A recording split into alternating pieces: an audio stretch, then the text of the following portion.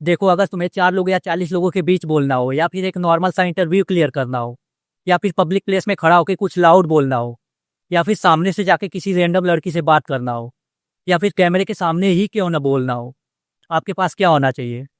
Confidence.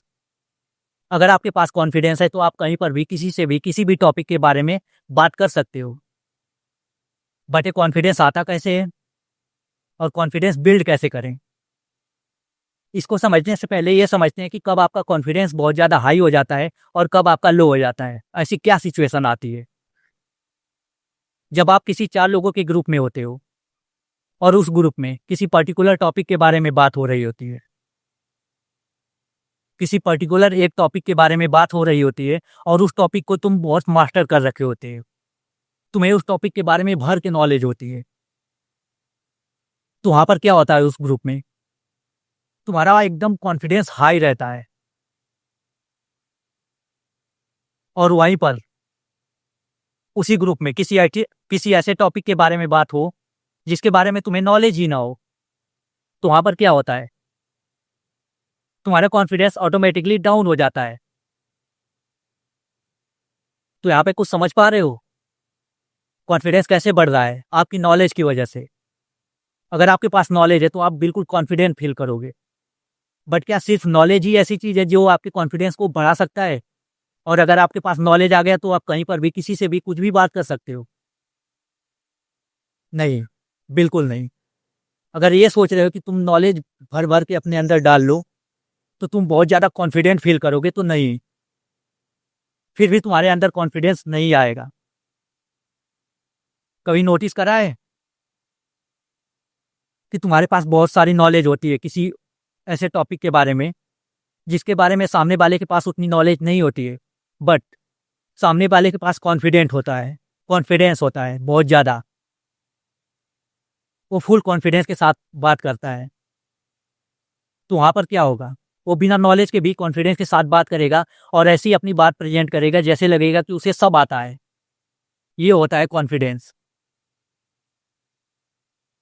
तो यहाँ पे समझ पा रहे हो कि नॉलेज ही नहीं एकमात्र रास्ता है जिस वजह से तुम्हारा कॉन्फिडेंस बिल्ड होगा, या फिर अगर तुमने नॉलेज भर लिया तो तुम हमेशा कॉन्फिडेंस ही रहोगे। अगर तुमने नॉलेज भर लिया है अपने अंदर तो क्या तुम किसी रैंडम लड़की से जाके सामने से बात कर सकते हो? नहीं कर सकते हो। लेकिन वहीं पर वो लड़के जो बहुत ज़्यादा इंटरेक्ट करते हैं इन सारी चीज़ों को, जो पब्लिक प्लेस में लोगों से इंटरेक्ट करते हैं, जाके आमने सामने से बात करते हैं, वो बिना किसी वो बिना किसी हिचकिचाहट के जाके उस लड़की से सामने से बात कर लेंगे। अब ऐसा क्यों? क्योंकि वो डेली का ही काम हो चुका है उनका, लोगों से जाके बात करना, रैंडम लोगों से। हर बार घर से बाहर निकल के किसी रैंडम लोगों से जाके बात कर लेना, वो लोग कर लेंगे, बिल्कुल ईज़िली कर लेंगे। तो यहाँ पे तो नॉलेज कोई मैटर नहीं कर रहा है। यहाँ पर तो ऐसा हो गया कि हाँ, बार-बार किसी काम को कर रहे हो तो इस वजह से आप कर लोगे उस काम को। तो ऐसा क्या होता है कि जब आपका नॉलेज बहुत ज़्यादा बढ़ जाता है और लो हो जाता है? इसके पीछे एक चीज़ है, एक बहुत ही बड़ा कारण है, जिस वजह से आपका नॉलेज बहुत जिस वजह से आपका कॉन्फिडेंस बहुत ज़्यादा हाई हो जाता है और लो हो जाता है। और वो चीज़ है ओवरथिंकिंग, जिसके ऊपर ऑलरेडी मैंने वीडियो बना रखी है। डिस्क्रिप्शन में मिल जाएगी आपको वीडियो, या फिर चैनल से भी जाके देख सकते हो, या तो एंड स्क्रीन में मिल जाएगा। तो ऐसा क्या है ओवरथिंकिंग की वजह से जिस वजह से आपका कॉन्फिडेंस लो हो जाता है? अच्छा, कभी आपने नोटिस करा है कि जब आप स्कूलिंग टाइम में थे, क्लास में थे, और टीचर आपको खड़ा करते थे किसी भी क्वेश्चन का आंसर के लिए, और उस क्वेश्चन का आंसर आपको आ रहा होता है, बट फिर भी आप नहीं बता पाते हो? ऐसा क्यों? क्योंकि आपका माइंड पहले ही एज्यूम कर लेता है, ओवरथिंक कर लेता है कि अगर गलत बोल दिया, या फिर मैं सही से बोल नहीं पाया, तो इस क्लास में ढेर ढेर सारी लड़कियां लड़के हैं और सामने टीचर खड़े हैं, आपका मजाक उड़ जाएगा, मजाक बन जाएगा। इस वजह से आप पहले ही एज्यूम कर लेते हो, आपका माइंड ओवर थिंकिंग में चला जाता है और आपका कॉन्फिडेंस एकदम लो हो जाता है। तो यहाँ पर नोटिस करा आपने, ओवर थिंकिंग क्या कर रहा है? आपके कॉन्फिडेंस को बिल्कुल मार दे रहा है, कॉन्फिडेंस एकदम लो कर दे रहा है।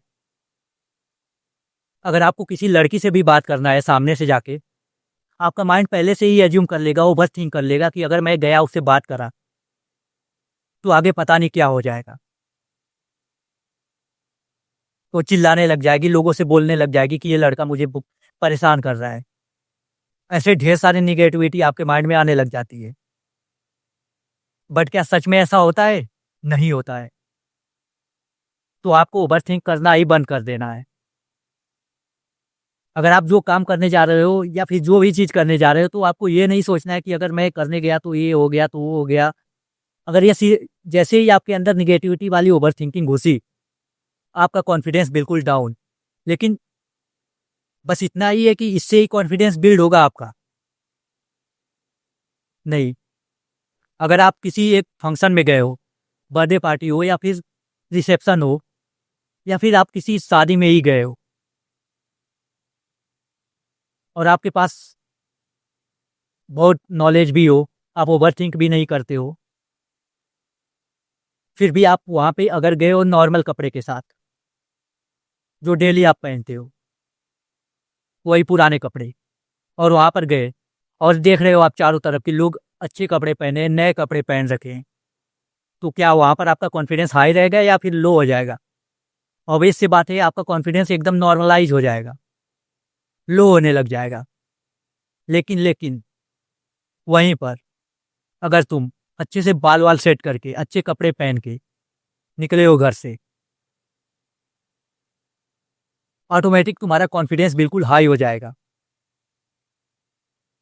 अगर आपके पास नॉलेज भी ना हो और ओवरथिंक भी करते हो आप, फिर भी आपका कॉन्फिडेंस बिल्कुल बिल्कुल एकदम हाई हो जाएगा। तो कॉन्फिडेंस बिल्ड करने के लिए कोई एक चीज़ नहीं है कि जिस वजह से आपका कॉन्फिडेंस बहुत ज़्यादा बिल्ड होगा, जिससे आप कॉन्फिडेंस अपना बढ़ा सकते हो। इसके लिए आपको ओवरथिंक रोकना होगा, इसके लिए आपको ओवरथिंकिंग करना बंद करना होगा, और आपको नॉलेज भी लेना होगा, और आपको साफ सुथरा भी रहना होगा।